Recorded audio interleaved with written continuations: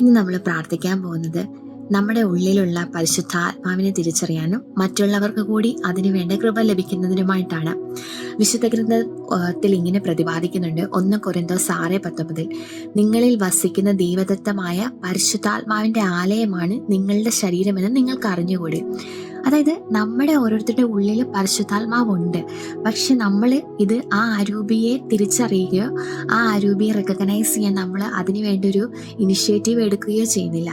അതാണ് നമുക്ക് പലപ്പോഴും ജീവിതത്തിൽ നമുക്ക് സന്തോഷം അനുഭവിക്കാൻ പറ്റുന്നില്ല, സ്നേഹം അനുഭവിക്കാൻ പറ്റുന്നില്ല, അങ്ങനെയുള്ള പ്രാർത്ഥിക്കാൻ പറ്റാതെയൊക്കെ വരുന്ന ചില സാഹചര്യങ്ങളുണ്ട്. അതൊക്കെ ഈ അരൂപിയുടെ പ്രവർത്തനം നമ്മളത് തിരിച്ചറിയുന്നില്ല. അതാണ് അതിൻ്റെ ഒരു പ്രധാന ഘടകം. യോഹന്നാന്റെ സുവിശേഷം 14:26 ഇങ്ങനെ പറയുന്നു, എന്നാൽ എൻ്റെ നാമത്തിൽ പിതാവ് അയക്കുന്ന സഹായകനായ പരിശുദ്ധാത്മാവ് എല്ലാ കാര്യങ്ങളും നിങ്ങളെ പഠിപ്പിക്കുകയും ഞാൻ നിങ്ങളോട് പറഞ്ഞിട്ടുള്ളതെല്ലാം നിങ്ങളെ അനുസ്മരിപ്പിക്കുകയും ചെയ്യും. നമ്മളെ എല്ലാ കാര്യത്തിലും ഗൈഡ് ചെയ്യാൻ പറ്റുന്ന ഒരു എന്താ പറയുന്ന ഒരു സഹായിയാണ്. അപ്പം ഈ പരിശുദ്ധാത്മാവ് നമ്മുടെ ഉള്ളിലുണ്ടെന്നുള്ളൊരു ബോധ്യം നമുക്ക് എപ്പോഴും ഉണ്ടാവണം, നമ്മുടെ കൂടെയുണ്ട്. നമുക്ക് പരിശുദ്ധ അമ്മയെ ഒരു വലിയ ഉദാഹരണമായിട്ട് എടുക്കാം. കാരണം ഗബ്രിയേൽ മാലാഖ പരിശുദ്ധ അമ്മയുടെ മംഗളവാർത്തക്കാലം അറിയിക്കാൻ വന്നതിലൂടെ പരിശുദ്ധ അമ്മയിലുള്ള ആ പരിശുദ്ധാത്മാവിനെ അങ്ങ് കത്തിജ്വലിപ്പിക്കുക ചെയ്തത്. അപ്പൊ ഗബ്രിയേൽ മാലാഖ വന്നിട്ട് പരിശുദ്ധ അമ്മയോട് പറയുന്നുണ്ട്, ഇങ്ങനെ ഒരു ശിശു ജനിക്കാൻ പോകുന്നു എന്നുള്ളൊരു മംഗളവാർത്ത അറിയിക്കുക ചെയ്യുന്നത്. അപ്പൊ അമ്മ ഇതെങ്ങനെ സംഭവിക്കും, ഞാൻ പുരുഷനെ അറിയുന്നില്ലല്ലോ എന്ന് അമ്മ ചോദിക്കുന്നുണ്ട്. അപ്പൊ ഗബ്രിയേൽ മാലാഖ പറയുന്നുണ്ട്, പരിശുദ്ധാത്മാവ് നിന്റെ മേൽ വരും, അതിൻ്റെ ശക്തി നിന്റെ മേൽ ആവസിക്കും. അപ്പോ മാതാവ് റിപ്ലൈ കൊടുത്തത് എന്താ, ഇതാ കർത്താവിന്റെ ദാസി, നിന്റെ വാക്ക് എന്നിൽ നിറവേറട്ടെ.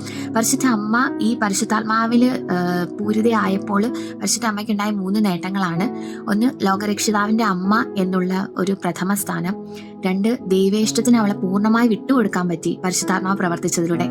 3-മത്തേതെന്ന് വെച്ച് കഴിഞ്ഞാൽ പരിശുദ്ധ അമ്മ ദൈവകൃപകളാൽ നിലനിന്നു, അതിനാൽ അവൾ പാപരഹിതയായി കാണപ്പെടുക ചെയ്തത്. അതുപോലെ തന്നെ നമ്മൾ ഈശോയുടെ ഉത്ഥാനത്തിന് ശേഷം സ്ലീഹന്മാർ ഒരുമിച്ച് കൂടിയിരുന്ന് പന്തക്കോസ്താ ദിനത്തെ പ്രാർത്ഥിക്കുന്ന ഒരു മൊമെന്റ് നമ്മൾ ബൈബിളിൽ കാണുന്നുണ്ട്.